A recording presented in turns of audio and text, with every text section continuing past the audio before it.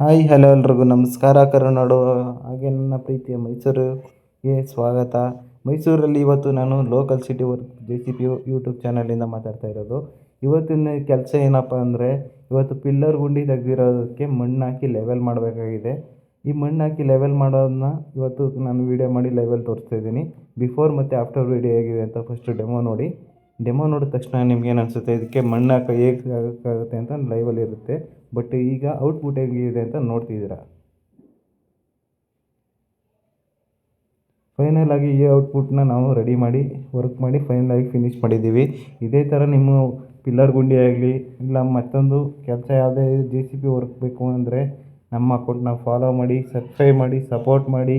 ನಿಮ್ಗೆ ಏನೇ ಡೌಟ್ಸ್ ಇದ್ದರೂ ಕೂಡ ನಮ್ಮ ಅಕೌಂಟಲ್ಲಿ ಡಿಸ್ಕ್ರಿಪ್ಷನಲ್ಲಿ ನಂಬರ್ ಕೊಟ್ಟಿರ್ತೀನಿ. ಹಾಗೆಯೇ ಲಾಸ್ಟಲ್ಲೂ ಕೂಡ ನಂದು ಬಯೋದಲ್ಲಿ ನಂಬರ್ ಲಿಂಕ್ ಮಾಡಿರ್ತೀನಿ.